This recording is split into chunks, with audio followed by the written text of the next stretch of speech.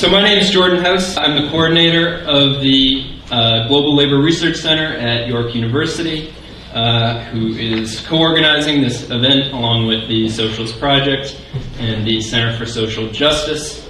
This talk is part of our Global Labor Speakers Series, and we'd just like to thank the Department of Social Science at York University, the Department of Sociology, Osgood Hall Law School, and Leo Panich, the Canada Research Chair in Comparative Political Economy, for their support for this event. I'm going to introduce, I guess first, Steve Marr, member of Socialist Project, who's going to help run the Q&A. And then to his left, we have our speakers, Hilary Wainwright, editor of Red Pepper.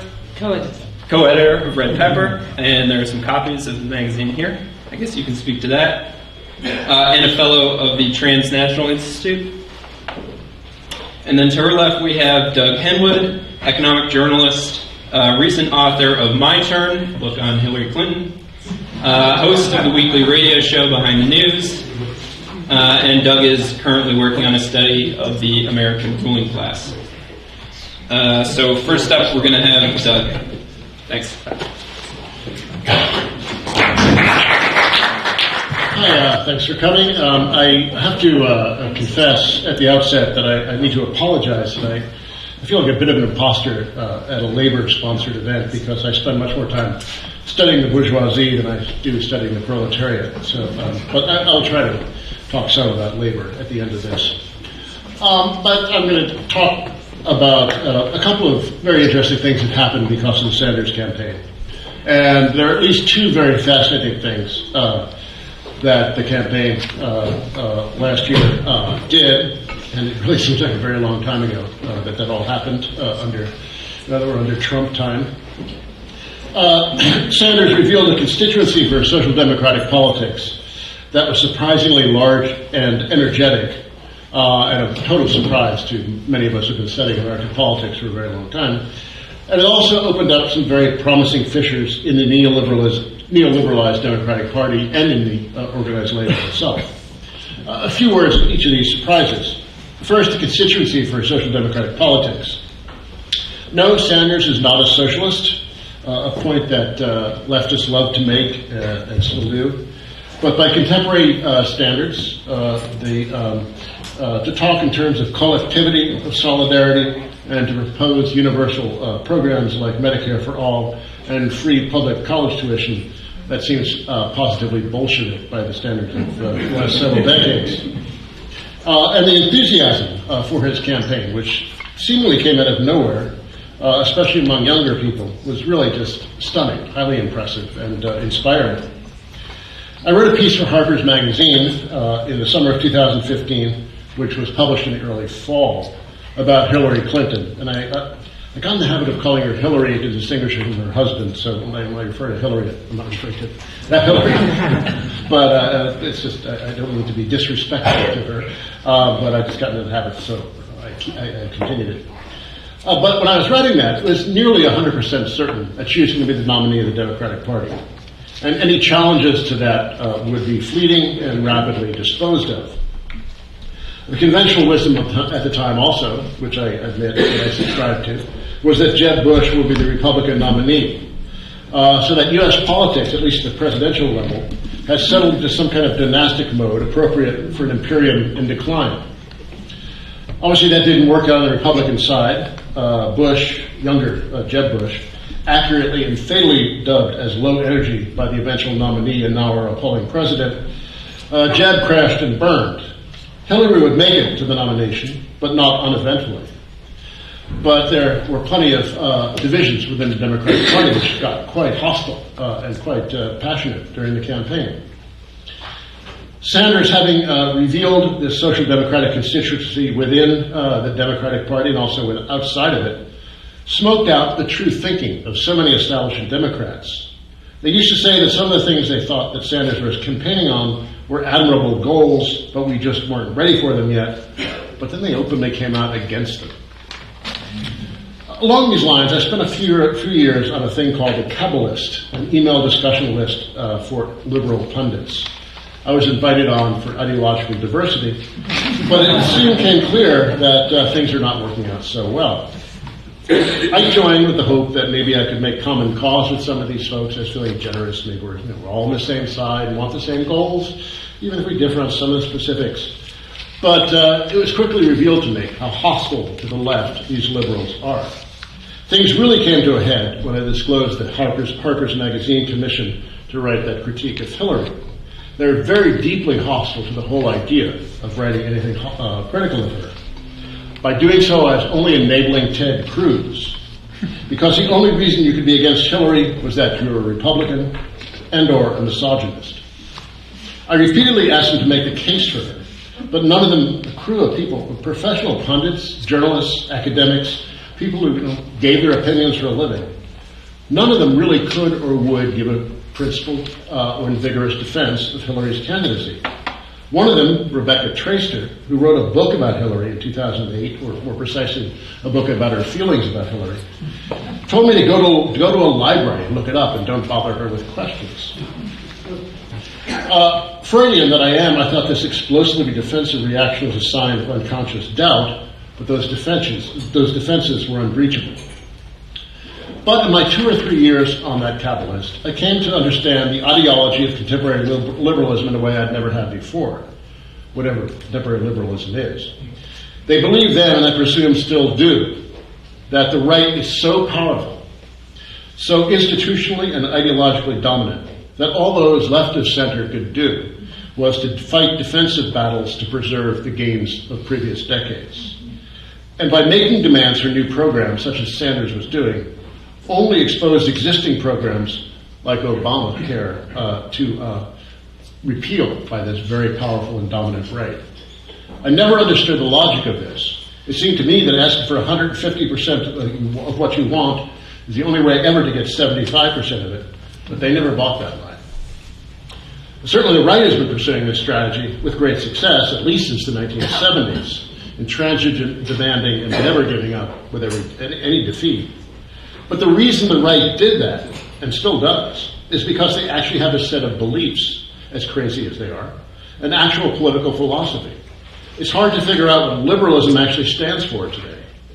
In response to one of my frequent taunts on this subject, on this list, Paul Starr, Princeton professor and one of the founders of the American Prospect, a prominent liberal journal, sent me an encyclopedia article he'd just written on the topic of liberalism.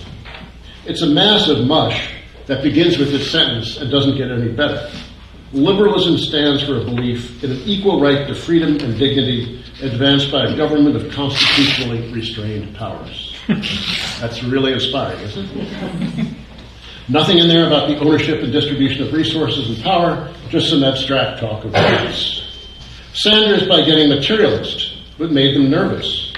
Their fear and envy of the right was striking, but with no socialist threat to water down or co-opt, they had no real ideas of their own, something that Hilary's campaign made very, very clear. Now, capitalisters are intellectuals of a sort. More practical politicians were blunter in their response to Sanders' rude injection of a strand of social democracy into American political discourse. Representative John Lewis, inevitably described as a civil rights icon, dismissed Sanders' proposal by saying no one gets anything for free in America, which is true, I guess, but that usually goes unsaid. Sanders forced establishment Dems like him to say it out loud. In one of the debates, responding to Bernie's holding up Danish social democracy as something of a model, Hilary made the irrefutable point that the U.S. is not Denmark. She also said that getting things for free, of course they're not free because you have to pay taxes to fund them, but they may be free at the point of service. But getting things for free is bad because, as she said, you need skin in the game. It's not a game. I'd rather keep my own skin, thank you. What provoked panic among mainstream Dems was that Bernie's campaign made boldly, screamingly apparent, something that was always there. The party's loyalty to independence in Wall Street in particular, and business in general, really dominates the party's politics. The party's funders don't like expanding social programs. If you give the masses something, they'll only want more, and we can't have that. Better to keep them nervous and grateful for the few crumbs they're allowed.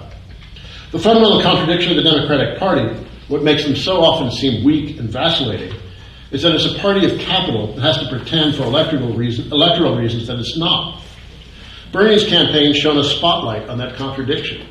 For a moment, it looks like things were getting away from the party's leaders, but ultimately, Clintonian organization and money prevailed, but just barely, and certainly didn't prevail in November. Funnily enough, in her preposterously long and dull new book, What Happened, and there's no question mark there, Hilary actually says this: Bernie proved again that it's important to set lofty goals that people can organize around and dream about, even if it takes generations to achieve them. Rejecting a generation of neoliberal orthodoxy, which she helped design, by the way. When I started doing my Hilary research, I didn't appreciate how active a participant she was in devising this new Democrat ideology that her husband made famous. But she was very much part of it, very much a partner with him. So rejecting a generation of that ideology, she continued, Democrats should reevaluate a lot of our assumptions about which policies are politically viable. These trends make universal programs even more appealing than we previously thought. I mean programs like Social Security and Medicare, which benefit every American, as opposed to Medicaid, food stamps, and other initiatives targeted to the poor. Targeted programs may be more efficient and progressive, which is why in the primaries I criticized Bernie's free college for all plan as providing wasteful taxpayer giveaways to rich kids. But it's precisely because they don't benefit everyone that targeted programs are so easily stigmatized and demagogued. Democrats should redouble our efforts to develop bold, creative ideas that offer broad-based benefits for the whole country. I don't know when Democrats have ever done that, at least in the last 40 years, but that's what she said. And I don't believe she means it. Actually, I'll take it. That's a pretty good statement there. And now on to the assigned topic. I'm afraid there's not as much as I would like to be able to describe about Labor's role in the Sanders campaign. It's just really not all that enormous. But it did open up a fissure in organized labor, like the one it opened up within the Democratic Party. One that was always there, but never so visible. That is, between the social democratic and neoliberal unions. During the campaign, I asked a friend who's pretty high up in the Service Employees International Union why they endorsed Hilary so early in the campaign. He countered that it wasn't really that early at all, and if anything, it was too late. I asked him why they didn't at least hold back the endorsement in the hope of getting some pledges from her about what she might do for labor if she won. But no, he said, it was too late. That made no political sense to me at all. But this is how they think within the SEIU. They might have been afraid of Clinton-esque vengeance for their late endorsement. New York City Mayor Bill de Blasio, who managed Hillary's 2000 Senate campaign, which she announced before she was even a resident of New York State, de Blasio was coy about endorsing her, although no one ever doubted for a minute that he eventually would. But his punishment was that he wasn't allowed to appear with her on the campaign trail. There's a pretty amusing picture of him in Des Moines, Iowa, trudging across the snow-lined streets in, I believe, February, knocking on doors instead of making glorious campaign appearances with the presumptive nominee. De Blasio also got a crappy time slot for his speech during a Democratic convention. But still, he didn't have that much to bring to the table. New York was going to vote for the Democrat, whoever the nominee was. So de Blasio endorsement was perhaps not all that important. But this SEIU did have something to bring to the table. Money, organization, and bodies to do a lot of knocking on doors and making phone calls. But it was more than political expediency that drove SEIU's thinking. There were serious ideological affinities between the union and Hillary's campaign. In fact, a whole neoliberal labor caucus developed at the 2016 Democratic Convention, which Andrew Tillett Sachs wrote about in a piece in Jacobin about a year ago. Historically, unions had caucused as a whole at the Democratic Convention to present some kind of united front at the party's meeting. This time, 4 unions, SEIU, the American Federation of State, County, and Municipal Employees, AFSCME, and 2 teachers' unions, the American Federation of Teachers and the National Education Association. These 4 were among Hillary's biggest labor supporters. They all caucused separately to create some kind of neoliberal caucus that was separate from the other unions. During the campaign, I asked AFT President Randy Weingarten what she made of Hillary. She's very active on Twitter. She spends too much time on Twitter, but if you tweet at her, she'll answer you. So I did. So I asked her what she made of Hillary's involvement in a very anti-union campaign for teacher competency tests when she was the First Lady of Arkansas. It was quite ugly, since many of those teachers whose competence was being called in question were black women. Weingarten responded that that didn't matter to her at all. It's just that Hillary listened to her and her issues. Of the four of these unions, SEIU, especially under its former president Andy Stern, has been the most engaged in trying to craft a collaborative strategy with employers. They don't view that the role of labor as being antagonistic to employers. It's one of helping them do better and compete better. Well, I'm not sure the employers are very interested in this partnership. Stern's successor, Mary Kay Henry, isn't as egregious as he was, but she's still very much into partnerships. Regardless of that, the first, second, third, and sixth largest unions in the U.S. quite consciously caucus separately from the rest of the labor movement to show their fealty to Hillary. I shouldn't be this gloomy, though. Several unions did endorse Bernie, including the communications workers, whose former president, Larry Cohen, is now head of Our Revolution, descendant of the Sanders campaign, which is doing I'm not quite sure what, but trying to work at issues and campaigns. Along with the CWA were the International Longshore and Warehouse Union, the Postal Workers Union, a few others. Altogether, the Bernie unions had about 1.7 million members, which is less than a quarter what the neoliberal caucus does.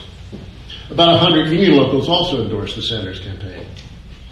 And there was a lot of resentment among the locals and among rank and filers about the Hillary endorsements among the more conservative unions. But the bulk of the labor movement remains firmly wedded to the establishment Democrats. And I'm not even sure that that Cohen and Our Revolution would really do anything to challenge the party in any significant way. The unions that endorse Sanders have formed a Labor for Our Revolution group. They have spoken in defense of immigrants and aim to work in political campaigns for congenial candidates, but it's still an open question how much they can or will do. It's sad, though, how absent the AFL-CIO is in current politics. It's a weak federation of member unions, yes, and the unions are mostly jealous of ceding their individual power to a national organization like the AFL-CIO, so there's only so much it can do. But a number of unions, especially in the building trades, the kind of organizations who, as the joke goes, wouldn't mind building internment camps as long as it was done with union labor. They flirted with Trump, hoping to get something out of his non-existent infrastructure program. AFL-CIO President Rich Trumka was very slow to leave a Trump manufacturing advisory board, coming in behind the CEO of Merck and even the CEO of Under Armour, an actual Trump supporter, in resigning. After resigning, Trumka disclosed that many people around Trump are racists and Wall Streeters. And people he really just can't work with. For some reason, it took him 8 months of a Trump presidency to figure this out. So all in all, the Sanders campaign opened up some promising fissures in the Democratic Party and organized labor. The young people with Bernie-esque politics now running for local office across the country. That's promising, though of course the risk is always that they're going to get chewed up by the party. Those who aim to march through the institutions often find the institutions marching through them. But something interesting is going on, and I haven't even mentioned the explosive growth in membership in the Democratic Socialists of America. I'm less enthused by the labor movement, which still seems in the grip of political torpor and membership decline, and a forthcoming Supreme Court decision could well deal a hammer blow to the Public Employees Union. But we'll see if anything Our Revolution and its labor allies can do from here. It would be nice if they did something lively from here, but I have my doubts. But still, the heritage of the Sanders campaign still exercises an influence over activism, thinking, and the whole younger cohort is very enthusiastically getting into politics. So it's a good heritage, but we have a lot to cope with. Thanks.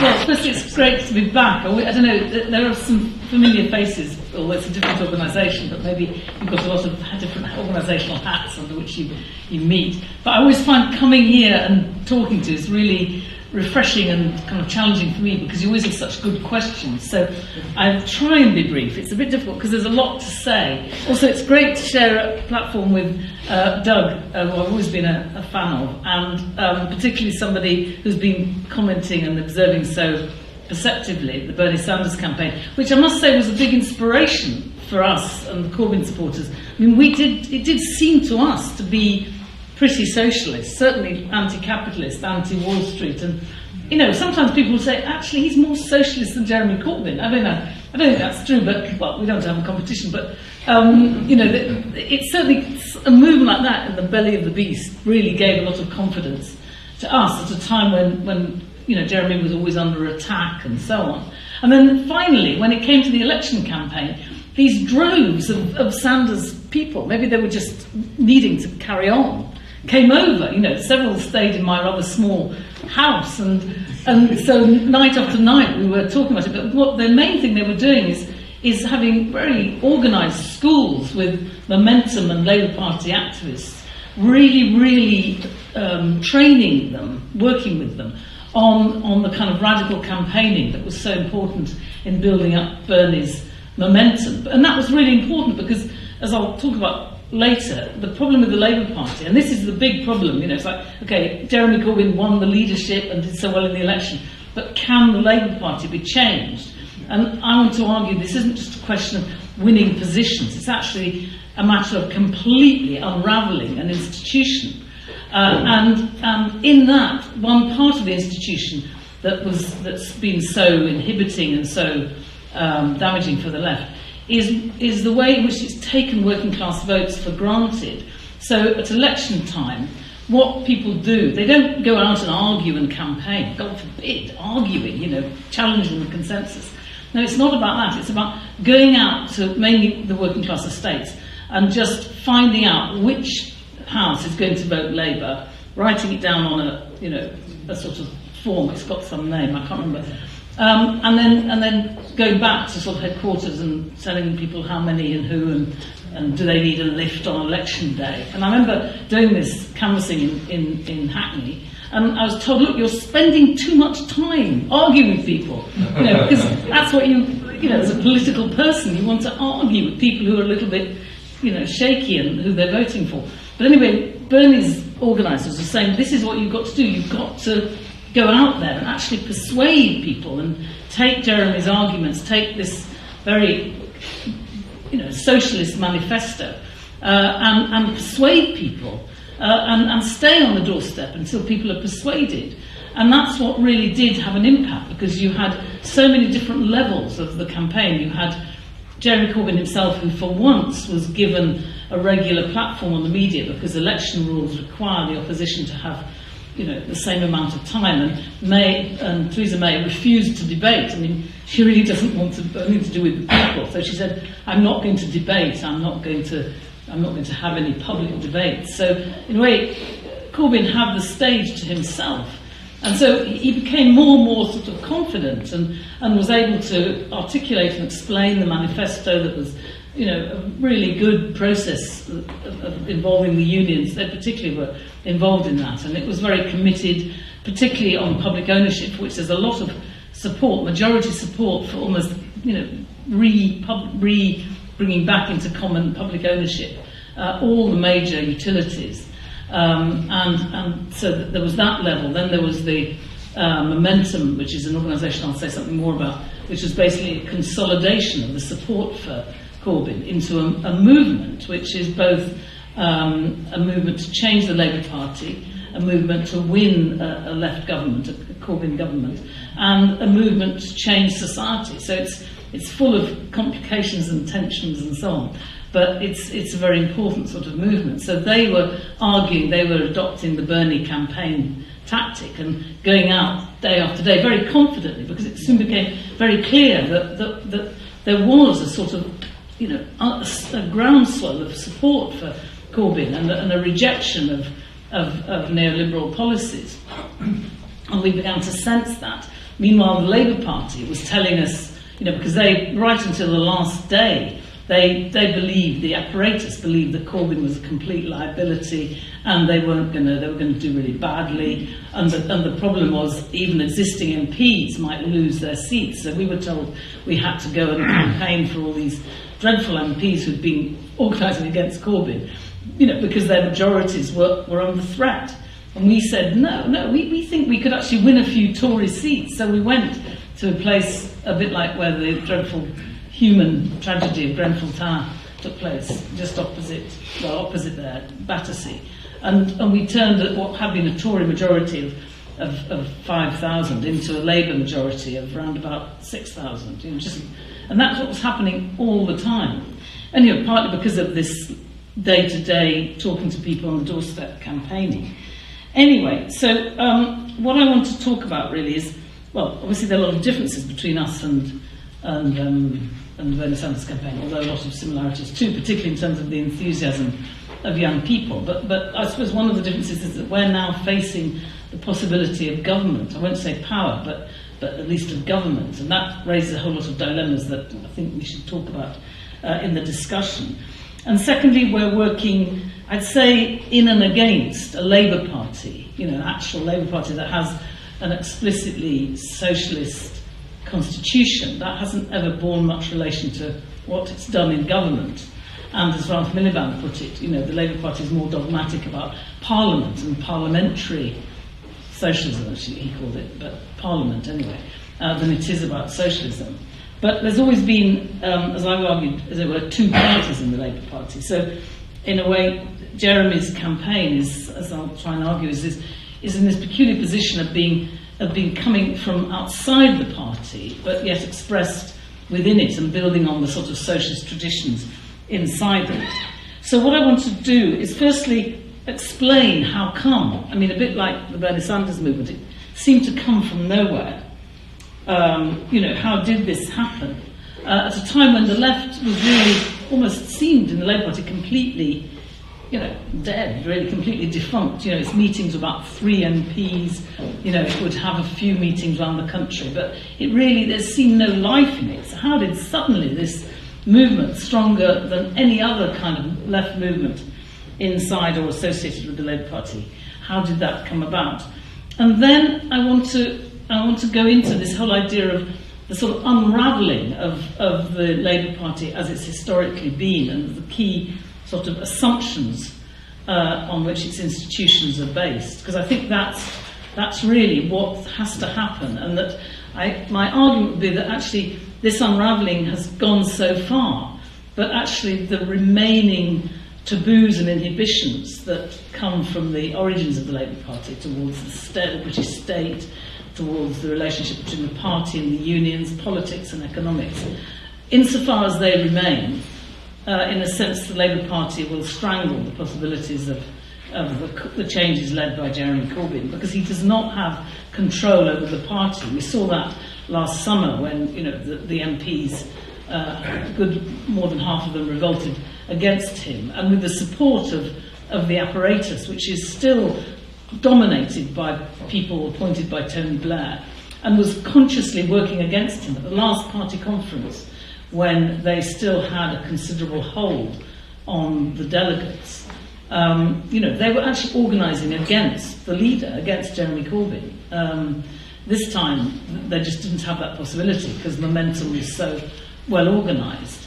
But anyway, let's get on with firstly explaining this extraordinary phenomenon. A lot of people dismiss it as an accident, and in a way use this against Corbyn, sort of implying, he wasn't prepared, it's all a bit completely contingent, it's not rooted on in anything, it's not going to last, and so on. Now, I'd say that, I'll just go into that.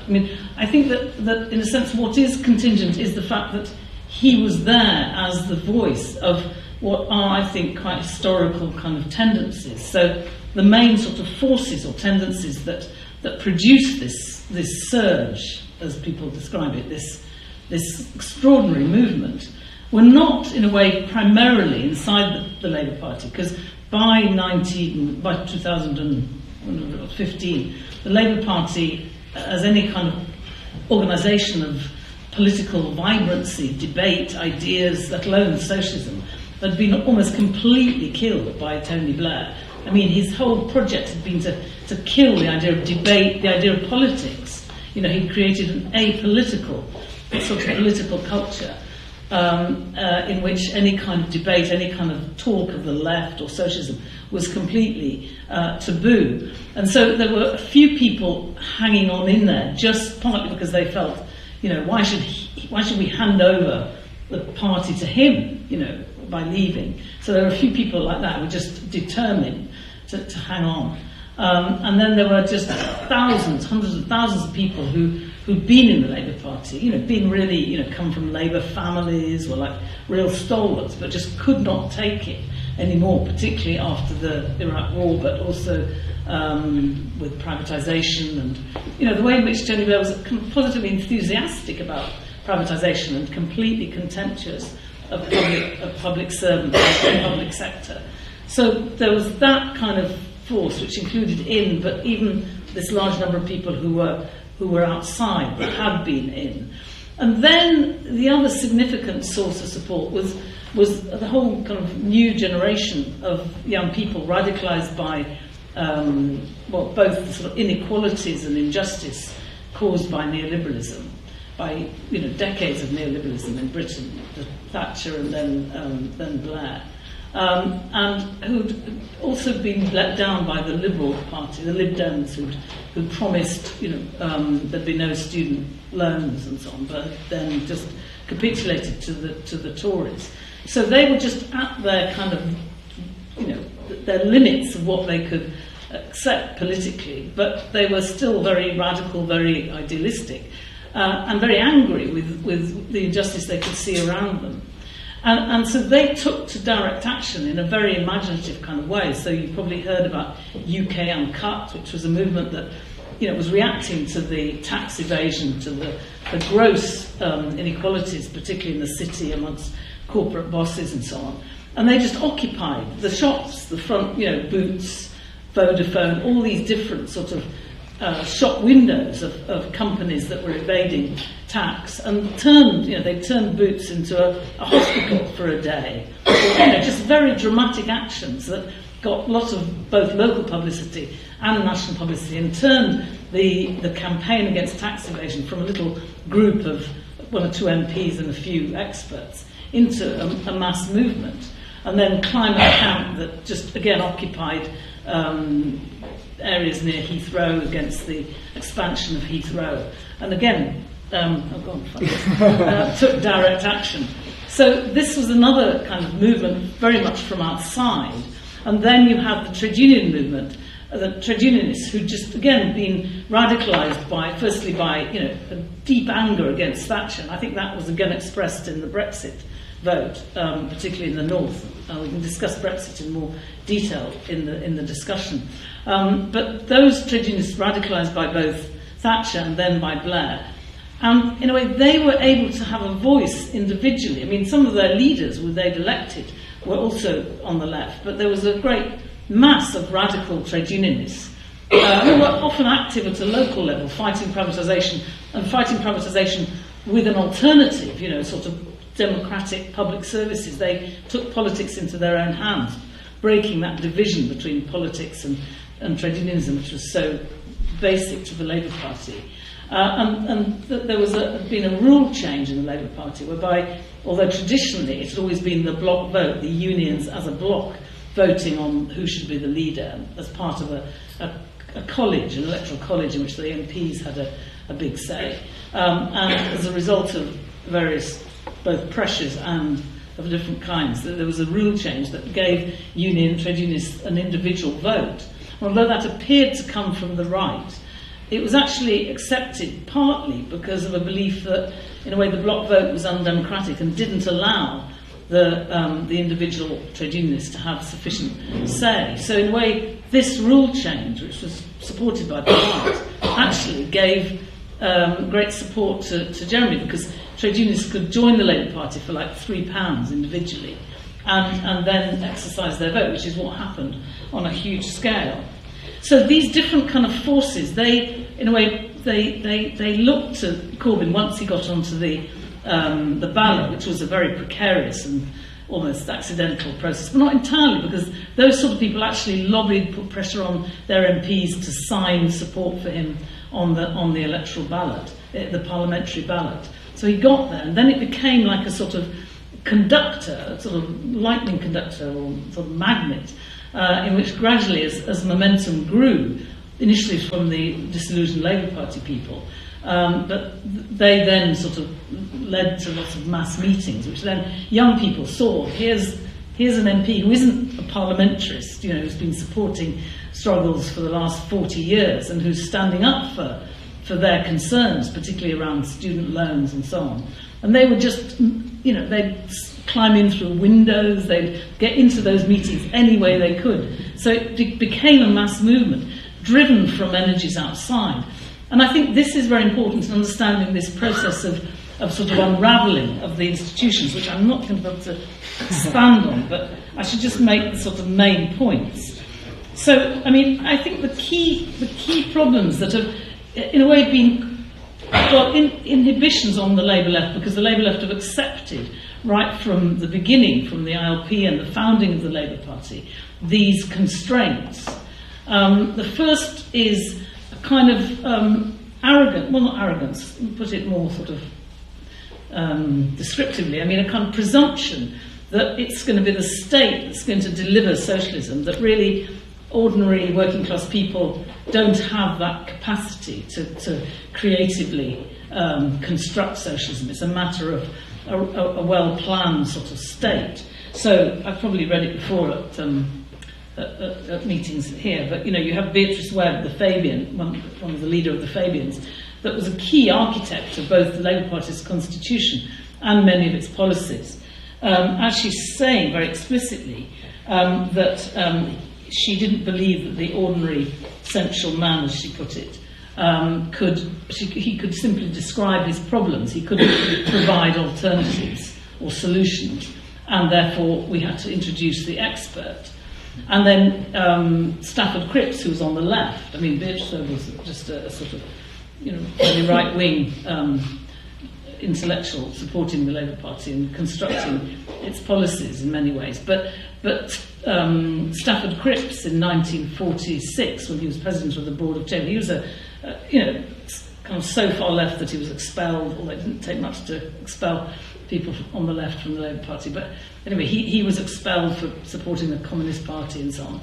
And he said that after 45 and 46, after, you had a war in which working class people, particularly in production, had really almost organised production, had challenged management who were not sufficiently, effective in providing for the war effort. So there was a whole kind of reality of workers' control. But he said, I can't actually find my historical quotes, but effectively he said that there aren't enough people aren't enough working people who could run industry, and that working class people don't have the capacity to run industry. So he was dismissing that idea of workers' control. And I think, Leo can correct me, but I think some of the tensions between Michael Foot and Tony Benn is that, whereas Tony Benn had been sort of radicalised by shop stewards and the occupation of the Upper Clyde shipbuilding, and was kind of, seeing the energy of working class people as the basis of an alternative industrial policy. Michael Foot was quite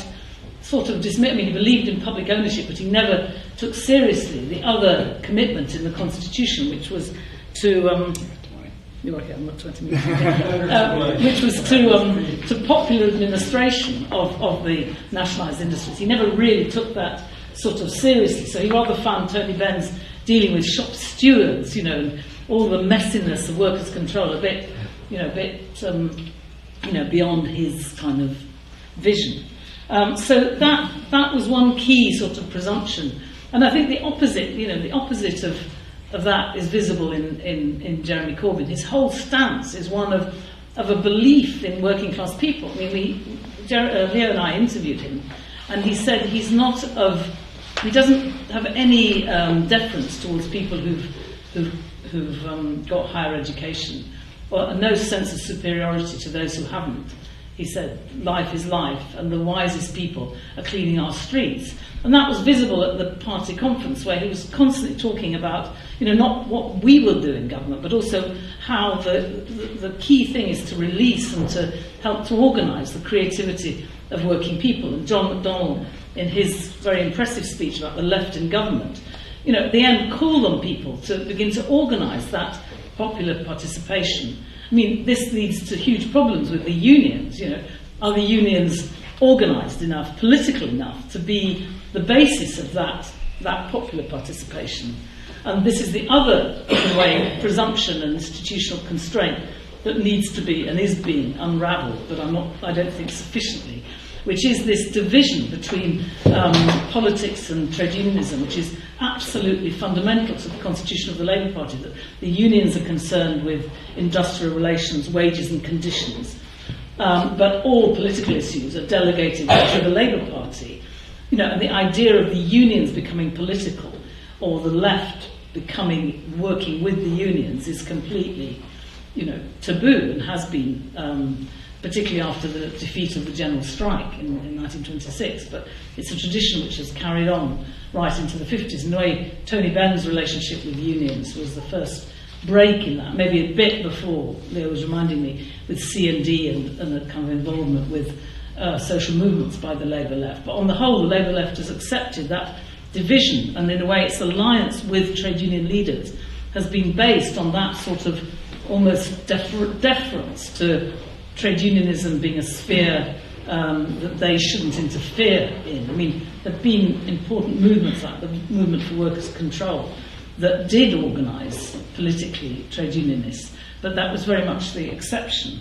But that kind of experience, led by Tony Benn and others, Ken Coates and so on, I think was an important formative experience for Jeremy Corbyn, who is trying to connect with the unions, and some of the unions are becoming much more political, but that's I'd say it's quite a subordinate trend. We can talk more in the discussion.